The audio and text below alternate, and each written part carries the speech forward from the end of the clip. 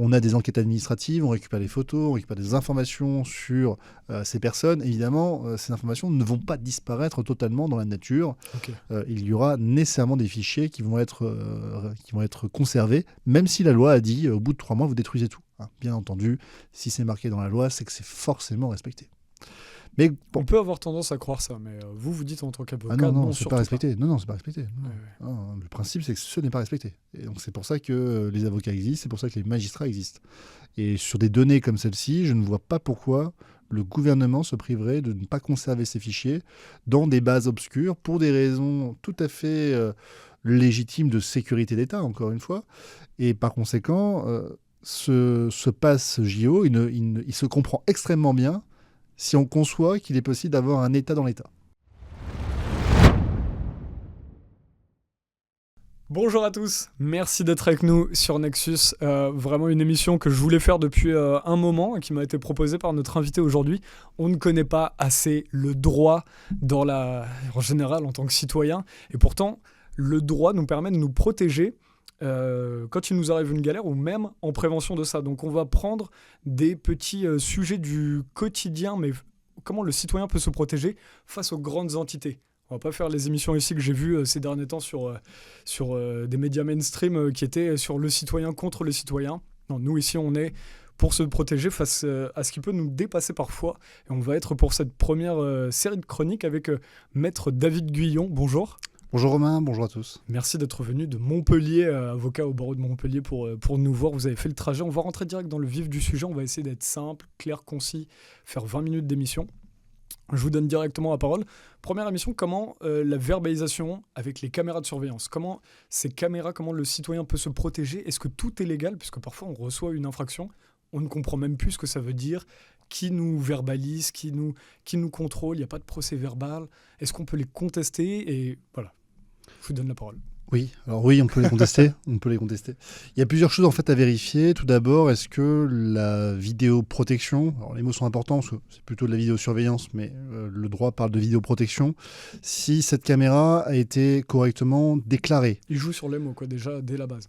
Bah oui, parce que vidéoprotection, c'est plus vendeur que vidéosurveillance. Voilà. Mais on est surveillé dans les faits. Mais dans les faits, on est surveillé, évidemment.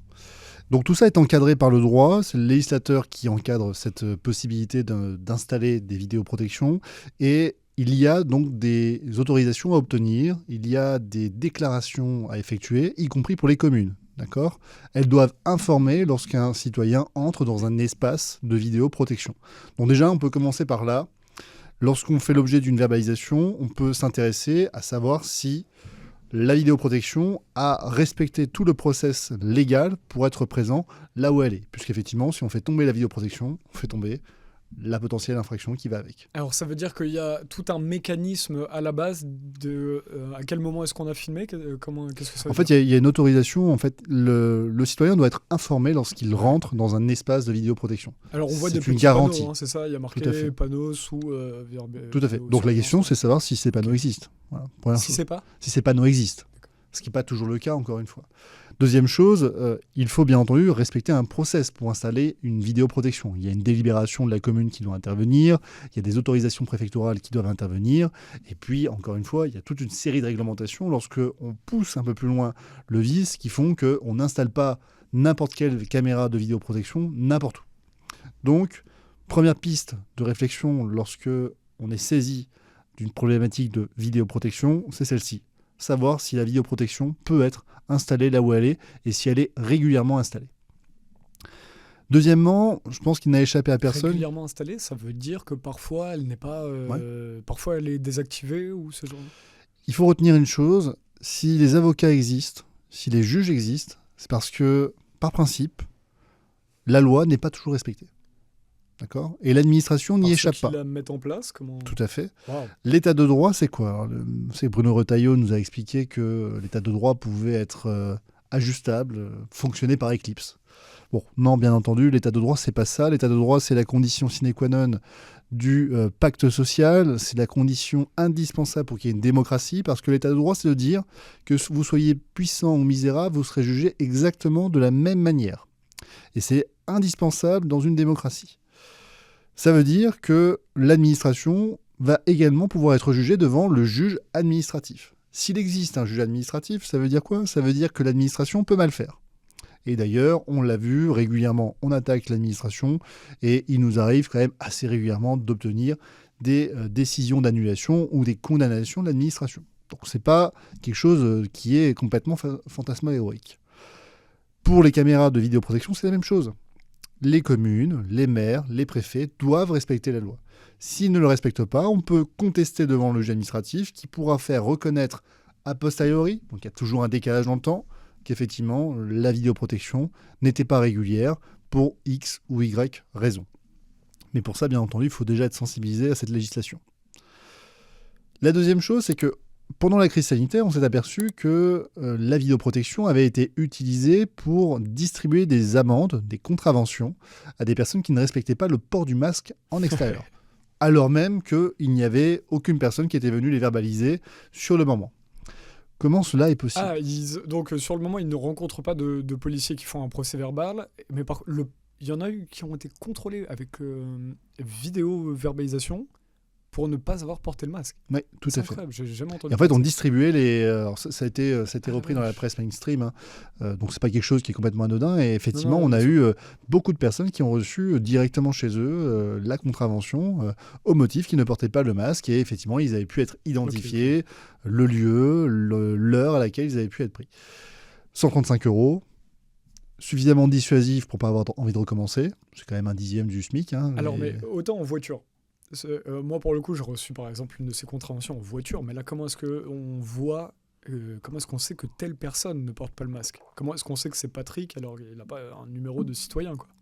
Parce qu'en fait, on a des personnes qui vont identifier les personnes qui vont être présentes sur place. Donc en fait, ce sont les services de police, souvent la municipale, souvent les polices judiciaires, qui va identifier les personnes, qui va être capable de reconnaître les personnes. Donc lorsqu'elles ne portent pas leur masque, elles sont identifiables. C'est extrêmement flippant là pour le coup. Donc il y a des gens qui sont payés pour reconnaître David Guyon dans la rue. Bien sûr, oui, bien sûr. Tout à fait. Et aujourd'hui, c'est des gens qui sont connus des services de police ou même moi qui n'ai jamais eu un truc, ça peut, c'était quand même beaucoup des citoyens lambda, mais des citoyens quand même actifs sur les réseaux sociaux, donc on a pu les réidentifier. Oui. Donc... Je pense que Nexus, on est mort. Je pense que nous, on est vus par toutes les caméras. Après, on n'est pas dans l'arrière-boutique, donc on ne peut pas savoir comment véritablement ils ont identifié, mais c'est quand même assez inquiétant, d'autant plus que avec le Pass JO, vous aviez parfaitement couvert l'événement. On a des enquêtes administratives, on récupère des photos, on récupère des informations sur ces personnes. Évidemment, ces informations ne vont pas disparaître totalement dans la nature. Okay. Il y aura nécessairement des fichiers qui vont être conservés, même si la loi a dit au bout de 3 mois, vous détruisez tout. Hein, bien entendu, si c'est marqué dans la loi, c'est que c'est forcément respecté. Mais bon. On peut avoir tendance à croire ça, mais vous dites en tant qu'avocat, non, c'est pas respecté. Pas. Non, c'est pas respecté. Ouais. Non, le principe, c'est que ce n'est pas respecté. Et donc c'est pour ça que les avocats existent, c'est pour ça que les magistrats existent. Et sur des données comme celle-ci, je ne vois pas pourquoi le gouvernement se priverait de ne pas conserver ces fichiers dans des bases obscures pour des raisons tout à fait légitimes de sécurité d'État, encore une fois.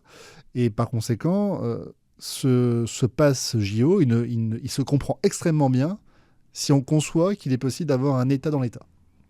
Ce qui existe, encore une fois, hein, pour des questions de sécurité intérieure, l'État peut effectivement avoir des fichiers qui ne sont pas soumis à la loi, qui sont vraiment ce qu'on appelle l'État profond, évidemment, hein, c'est-à-dire celui qui doit garantir... Qui dirige les élus, c'est ça. Qui dirige véritablement. En fait, surtout, l'État profond, dans son sens primaire, c'est en réalité ceux qui sont capables de faire ce qui doit être fait pour que l'État normal puisse fonctionner. C'est ça qui me plaît avec Maître David Guyon, c'est pour ça que je voulais le recevoir. Et on va à tous les avocats que je veux recevoir ici, c'est pas n'importe lesquels. On a envie de mettre en avant justement ceux qui osent mettre les pieds dans le plat et de parler, justement, d'avoir le courage de dénoncer les dérives totalitaires en général.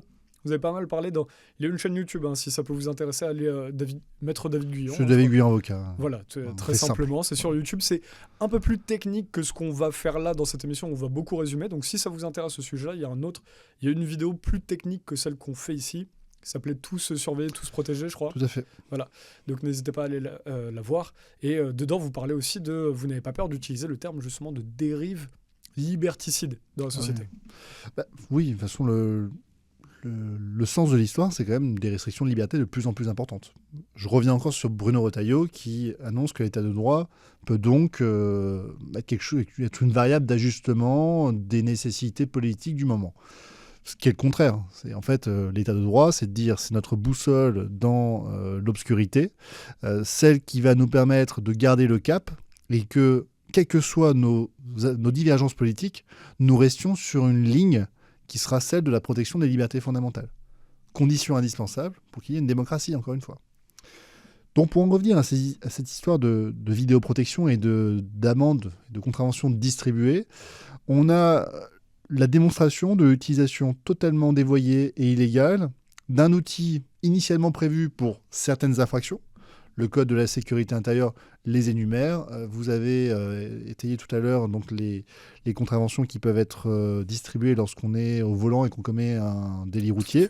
Effectivement, mais c'est prévu par la loi. Et où il y a des... Parfois, on en parlera tout à l'heure, mais on ne comprend même pas des fois l'infraction. C'est-à-dire qu'on en voit quand même passer dans sa vie. On peut contester, heureusement. Et ben justement, on en parlera tout à l'heure. Ouais. On peut contester et on parlera aussi de... Il y a quelque chose qui m'a intéressé sur ce sujet-là, c'est que vous dites parfois les gens se réveillent trop tard quand on ne connaît pas le droit. Ouais. C'est vrai, moi, je ne suis pas le plus grand expert du droit.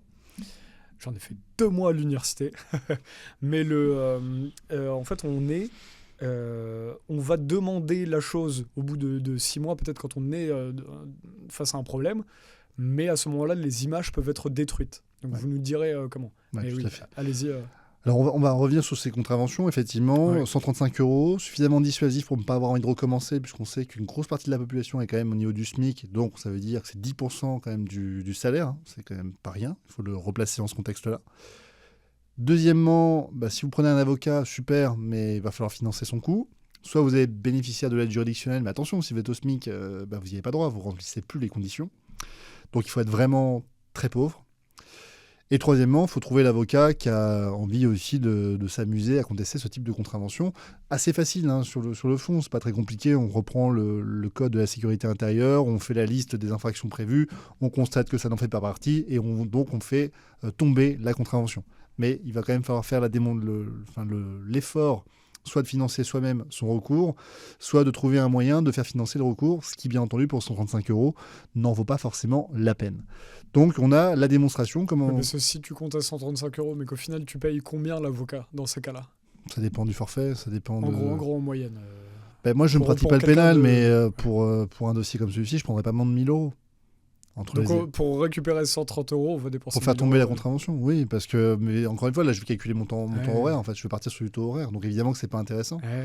Donc faut arriver en fait à systématiser. Moi, c'est un peu pour ça que j'ai créé Click and Justice avec mon frère. C'est fou du coup la situation dans laquelle mettre le citoyen. C'est pour contester 100 €, on va prendre 1 000 €. Ouais, non, mais c'est pour ça que ce que nous dit le Conseil d'État et le Conseil constitutionnel, c'est bon, on va créer un outil qui est la vidéoprotection. Et on va dire que c'est limité à certaines infractions. Oui, on a conscience qu'en faisant ça, il y aura des dérives. Mais le citoyen pourra contester. Super, c'est très intéressant, sur le papier. Parce que dans la réalité, c'est ce qu'on vient d'évoquer. C'est-à-dire, pour 135 €, concrètement, je ne prends pas un avocat. Je ne prends pas, personne ne prend un avocat, on ne va pas dépenser 1 000 € pour contester une contravention de 135 € qui en plus n'emporte aucune conséquence sur le permis de conduire par exemple, qui peut parfois être indispensable et qui peut justifier une telle procédure. Donc là, effectivement, il n'y a aucun intérêt, sauf si on bénéficie de l'aide juridictionnelle ou qu'on a une assurance qui finance le coût de la procédure. Donc c'est encore une fois au cas par cas. Et puis parfois on peut aussi avoir envie de faire naître une jurisprudence. Donc il peut y avoir des intérêts, on peut se regrouper, il y a des citoyens pour lesquels ces questions-là ont été importantes pour eux.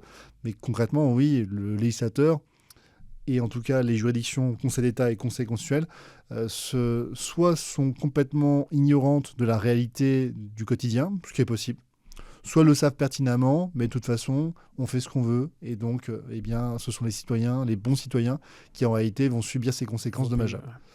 Donc c'est pour ça qu'on disait tout à l'heure, oui, connaître ses droits, c'est indispensable. Je vais même aller plus loin. Connaître ses droits, c'est reprendre le contrôle de sa vie. Parce que pour contester... C'est pour ça qu'on fait cette émission. Tout à fait. Parce que pour contester une contravention à 135 €, vous n'avez pas forcément besoin d'un avocat. Vous pouvez le faire tout seul. Et pour le faire tout seul, il faut avoir la connaissance. Et là, on ne pourra pas me dire qu'avoir de la connaissance, c'est une question d'argent. Non. Avoir de la connaissance, c'est une question de temps. Et du temps qu'on a envie de consacrer. Moi, je consacre tous les lundis soirs à 20h. C'est très complexe. C'est pour ça que c'est intéressant de faire cette vidéo-là. C'est complexe. Alors c'est très dur.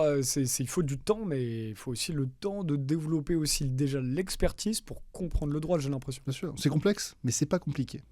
C'est pas compliqué parce qu'une fois qu'on a compris les grands principes et les grandes règles, bah, en fait, ça se tombe tout seul. Ça roule, d'accord. Contrairement à une idée reçue, on n'apprend pas par cœur. Le droit, ça ne s'apprend pas par cœur. On doit maîtriser des concepts de base, mais moi, par exemple, en tant qu'avocat, je ne maîtrise aucun article juridique par cœur. Allez, peut-être le 1240, tout fait quelconque de l'homme qui cause un dommage à autrui oblige celui-ci à le réparer. C'est le seul que je dois maîtriser.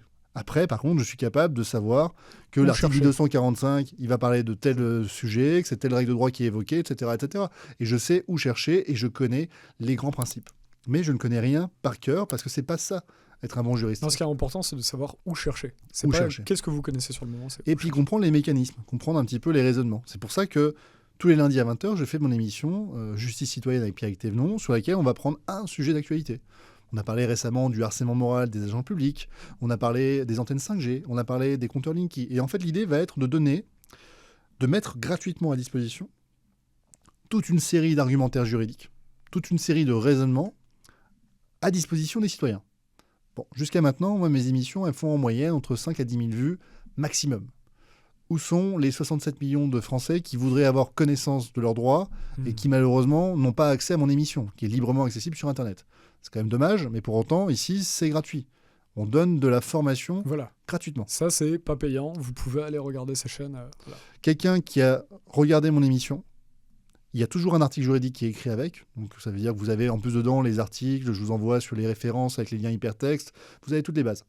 Vous pouvez rédiger vous-même votre contestation de contravention. Parce que dedans, vous avez le bon article, vous avez la jurisprudence et vous avez le petit argumentaire qui va avec. Vous faites 2-3 recherches pour essayer d'agrémenter, vous n'avez pas besoin d'un avocat. Donc quand je vois ça, on ne peut pas me dire que c'est l'argent qui est le frein à l'accès au droit ou à l'accès à la justice. Non, ce qui est en réalité un vrai frein, c'est que rien n'est fait pour que, en tant que citoyen, vous soyez éduqué sur le plan des libertés et sur le plan de vos droits. Parce que le but de l'État n'est pas que vous ayez une maîtrise de vos droits. La connaissance, le savoir, c'est le pouvoir. Donc celui qui sait, il a le pouvoir. Celui qui ne sait pas, il subit le pouvoir. Donc choisissez vite votre camp, parce que malheureusement, ceux qui ont le savoir aujourd'hui sont aux manettes et ont décidé de mener une guerre à tous ceux qui ne savent pas. C'est très bien que vous le disiez dans la première émission, puisque ça introduit bien ce pourquoi on voulait se rencontrer et faire ça aujourd'hui. Et derrière, ce qui est gratuit aussi, c'est de pouvoir, souvent le premier coup de téléphone ou le premier rendez-vous avec un avocat est gratuit, je crois, si quelqu'un veut se renseigner sur un sujet. Alors là, Romain, vous n'avez pas vu mon épisode sur est-ce que le rendez-vous est payant, le premier rendez-vous est payant ou pas. Non, j'ai pas vu cet épisode. Tout va dépendre en fait de la notoriété de l'avocat que vous allez contacter. Aujourd'hui, moi en 2024, je ne peux plus faire de rendez-vous gratuit sur le premier rendez-vous. C'est impossible parce que si je le fais là, je me retrouve effectivement dans un cauchemar opérationnel. Je le suis déjà. Ouais. Donc je suis contraint quand même de mettre un minimum d'engagement au tout départ. Ça prend combien de temps un premier rendez-vous comme ça avec quelqu'un qui vend Ça peut être super. Alors il y a plusieurs formules, mais par exemple moi la formule qui passe très bien, je trouve qui est largement accessible et qui permet vraiment d'avoir une plus-value, c'est le rendez-vous de 20 minutes. 20 minutes. 20 minutes, c'est 55 €, c'est 20 minutes. Si vous avez une protection juridique, vous demandez la prise en charge en amont, ils peuvent vous la financer, ça ne vous coûtera rien. Mais c'est effectivement le minimum pour faire au moins cette petite barrière à l'entrée, parce que moi, ce que j'essaie de faire, c'est l'émission gratuite le lundi soir à 20h. Vous posez toutes vos questions en direct, on essaie de répondre à tout le monde. Et par contre, le reste du temps, je suis obligé de mettre un petit peu cette barrière à l'entrée, sinon c'est le cauchemar opérationnel et on sera plus capable de faire de la qualité. C'est ça qui est aussi important. Et pour les autres, mais globalement, pour des avocats moins connus... Pour les avocats moins connus, évidemment, le premier rendez-vous est très souvent offert. Ça va dépendre de la matière, mais c'est très souvent offert, et surtout avec des particuliers. C'est marrant, nous, en tant que journalistes, rapidement, les gens nous disent « Ah, mais ce sujet-là, comment est-ce qu'on peut contacter un avocat ?» C'est pas vers nous qu'il faut demander. À l'époque, j'avais reçu plein de mails qui me demandaient à moi, mais je ne suis pas standardiste La meilleure façon, c'est d'appeler directement le numéro du cabinet. Hein. Vous appelez, vous avez qui en téléphone. Après, il y a la deuxième chose, nous, qu'on fait sur notre site. Peut-être que tous les confrères ne le font pas, mais vous allez sur le site, première page, il y a marqué « Prendre rendez-vous », cliquez dessus, et après, vous suivez le formulaire, et c'est extrêmement simple. Hein. Bien sûr, franchement, il n'y a rien de plus compliqué. Moi, toute ma philosophie de dire on va révolutionner l'accès à la justice et l'accès au droit. C'est la mission que je me suis fixée depuis la crise sanitaire. Parce qu'en fait, je me suis aperçu, il y a deux mondes. Il y a le monde de ceux qui, aujourd'hui, maîtrisent le droit et l'utilisent contre nous. Et il y a le monde de ceux qui subissent le droit, ne le connaissent pas et n'ont pas les outils pour pouvoir se défendre. Et ça, c'est pas possible. En tout cas, en tant qu'avocat, on ne peut pas laisser nos concitoyens dans cette situation. Et c'est pour ça que j'en ai parlé rapidement, on a créé Click and Justice avec mon frère, c'est parce qu'on voulait proposer des solutions sur mesure avec un coût facilement accessible partout en France avec la même qualité. Et au moins à un endroit où aujourd'hui il n'y avait pas de solution. Donc c'est certainement imparfait, mais en tout cas ça a le mérite d'exister. Et ça fait partie de ma mission. Et notamment aujourd'hui, moi, les émissions juridiques que je fais avec Pierrick tous les lundis, ça participe au service public de la justice, ça participe à l'accès au droit, à l'accès à la connaissance. Et évidemment, ça me paraît aujourd'hui indispensable si on veut, par exemple, contester une contravention qu'on subirait par de la vidéoprotection. Parce que pour la crise sanitaire, ça a continué par la suite. Et alors justement, on arrive en fin d'émission parce qu'on voulait faire des petites capsules de 20 minutes, mais c'était très intéressant d'aborder ça. Si on revient sur la vidéo-verbalisation pour terminer, des petites clés, est-ce que vous pouvez donner des petites clés? Comment est-ce qu'on peut déjà contester? Comment est-ce que ça se passe, la contestation d'une... Est-ce que les gens doivent payer d'abord? Est-ce qu'il y a des gens que les gens ne... Est-ce qu'il y a des éléments que qu'on ne connaît pas en fait? Jamais avant. Faut jamais payer avant. On ne paye jamais avant. Depuis 2020, ça a changé. On ne paye pas avant. Le paiement vaut reconnaissance. Oui, le paiement vaut reconnaissance de culpabilité. Donc on ne paye pas. Le droit évolue tellement aussi à ce niveau-là. Oui, voilà. Parce qu'avant, c'était pas aussi. Alors normalement, aujourd'hui, on a l'info quand même facilement en ligne. Hein. C'est assez facile. On tape sur Google. C'est une information qu'on a. Donc alors, oui, on ne parle que du droit français. Hein, parce qu'il y a on est regardé au Québec, en Belgique, en Suisse. Effectivement, là, on ne parle que pour le droit français. En France, en tout cas, on ne paye pas sa contravention si on la conteste. Ensuite, on se retrouve devant le tribunal de police et là, on soulève tous ces petits arguments, on fait un petit mémoire en défense, on écrit en fait, on prend un bout de papier et puis on fait nos écritures et on se défend. Et on peut soulever toute une série d'arguments. Pareil, sur la vidéoprotection, j'ai écrit sur le sujet, on reprend l'argumentaire pour soi et on va vérifier un petit peu sur Internet si on veut compléter sur ce sujet. Mais en tout cas, on a aujourd'hui des armes à notre disposition et j'espère en tout cas participer au réarmement des concitoyens face au droit. Et on en a parlé un petit peu au début d'émission, mais dans quel cas est-ce que la vidéo-verbalisation n'est complètement pas légale et un citoyen peut la contester? Dans tous les cas qui ne sont pas visés par le Code de la sécurité intérieure, normalement de souvenir, c'est le 231-5 du Code de la sécurité intérieure qui fixe toute une série de contraventions, enfin toute une série d'infractions. Ouais. Et dessus, c'est essentiellement des délits et des crimes. Okay. D'accord, donc on n'est pas sur la contravention. Il y a un délit de fuite au niveau routier, il y a une dizaine d'infractions. Donc, tout ce qui n'est pas dans ces infractions-là, déjà, ne peut pas faire l'objet d'une vidéo. Mais donc, si on reçoit une petite contravention de 20 € sur un problème d'insertion, c'est illégal. C'est illégal. Si c'est pas prévu par les textes, attention, ça évolue régulièrement. Hein, parce que là, il y a des centaines, voire peut-être des milliers, on n'a pas les chiffres, de personnes qui se retrouvent à avoir ces petites contraventions qui ne retirent pas de points sur le permis, qui coûtent une vingtaine d'euros ou des prix dérisoires. Attention, parce que les délits routiers font l'objet aussi d'une législation particulière. Mais en tout cas, sur la vidéoprotection en dehors des délits routiers, c'est très encadré, en dehors des infractions prévues par les textes. On peut être verbalisé. Maintenant, petite astuce pour tout ce qui va être donc ces petites contraventions, on peut pareil les contester. Et à ce moment-là, en fait, il va falloir prendre connaissance de la verbalisation qui a eu lieu. C'était où? C'était quand? Est-ce que c'était bien vous? Est-ce que vous êtes reconnaissable? Bon, ça c'est marqué sur le... Oui, voilà. Ah oui, par contre, on peut demander à revoir les images. On peut demander effectivement à avoir communication du dossier pénal. Bien sûr, on peut contester. D'accord. Et donc dans ces cas-là, il ne faut pas réfléchir, il ne faut pas payer, même s'il y a marqué qu'il y a une majoration qui est prévue. Non, il n'y a pas de majoration, on conteste. Si, parce qu'il y a toujours une majoration. Ah oui, si on conteste, il n'y a pas de majoration. On peut avoir une réduction si on paye tout de suite. Ouais. Sinon, si on conteste dans les délais, on écrit au procureur. Oui, voilà. Non, il n'y a pas de majoration. Oui, ok. Oui, parce que, ok. Non, mais dans ma tête... c'est si on ne paye pas et qu'on attend et qu'on ne fait rien, évidemment, il y a majoration. Non, mais pour moi, majoration, c'est même, effectivement, pour en avoir payé quelques-unes, de petites contraventions, pour moi, la majoration, c'est déjà le prix normal, quoi. Effectivement, on propose une réduction. Il y a une réduction si on paye tout de suite. Si on ne paye pas, on conteste. Mais il faut contester, il faut agir, faut faire quelque chose. Ouais, mais par contre, si tu payes le prix normal... Non, si tu fais la contestation et que tu la perds, tu dois payer le prix normal. Après, tu n'as plus la réduction. Tout à fait. Il y a plus la réduction. Ça peut dissuader les gens. Ça dissuade, oui. Mais après, en tout cas, il n'y a pas de majoration. Donc, c'est déjà ça. Ok, mais on peut se comprendre que les gens préféraient se dire je me prends pas la tête, je paye direct. Ah oui, bien sûr. Surtout pour des petits montants comme ça. Et vous dites quoi du coup? Vous direz quoi aux gens qui pensent ça? Moi, je dirais qu'il faut se concentrer sur les vrais abus. Les vrais abus, D'accord. notamment les retraits de points. Toutes les contraventions où il y a Ok. les retraits de points, la Ok. plupart du temps, sur les radars, vous n'êtes pas D'accord. reconnaissable. Donc, Bon, il y a- les contraventions de 20 euros, on s'en fiche, quoi, du coup. Ouais. Après, vous vérifiez quand même qu'il n'y a pas quelqu'un qui usurpe votre identité ou que c'est vraiment bien vous Évidemment. ou qu'il n'y a pas un abus. Vous avez vu, il y a une pervenche là en ce moment qui s'est amusée à mettre des contraventions en série aux habitants d'un quartier. Et en fait, elle le faisait, c'est un détournement de pouvoir. Elle le faisait parce qu'elle voulait les faire chier. Et ça, c'est totalement illégal. Donc, Incroyable ce qu'on peut voir aujourd'hui. ouais. Donc là, on a une caractéristique directe où là, il faut contester parce qu'en fait, ils ont pris 50 contraventions en l'espace de 2 ans juste parce qu'elle ne pouvaient pas les voir. Et alors très rapidement, vous en parlez en détail sur votre chaîne, donc on incite les lecteurs qui voudraient une vidéo plus longue à aller sur David Guyon, avocat.